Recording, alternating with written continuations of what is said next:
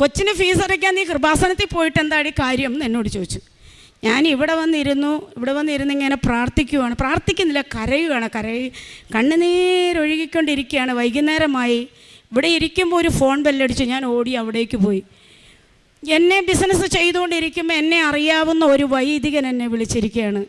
എവിടെയാണ് ലിസി എന്ന് ചോദിച്ചു. ഞാൻ പറഞ്ഞു ഞാൻ കൃപാസനത്തിലാണ് അച്ഛാ എന്നും പറഞ്ഞുകൊണ്ട് കരഞ്ഞു. എന്താണ് കാര്യം? എൻ്റെ മകന് ഫീസ് അടയ്ക്കാൻ നിർവാഹമില്ല. എത്ര രൂപയാണ് വേണ്ടത് ഫീസ്? ഞാൻ പറഞ്ഞു ഇപ്പോൾ അടയ്ക്കേണ്ടത് 80,000 ഇപ്പോൾ അടയ്ക്കേണ്ടതല്ല ചോദിച്ചത്. മുഴുവൻ ഫീസ് എത്രയാണ്? ഞാൻ പറഞ്ഞു 1,60,000 രൂപ. അക്കൗണ്ട് നമ്പർ തരൂ, ഞാൻ ഒരാളെ കൊണ്ട് പൈസ ഇടിയിപ്പിക്കാം. ഒരു സഹോദരനുണ്ട് ഇങ്ങനെ സഹായിക്കുന്ന കുട്ടികളെ.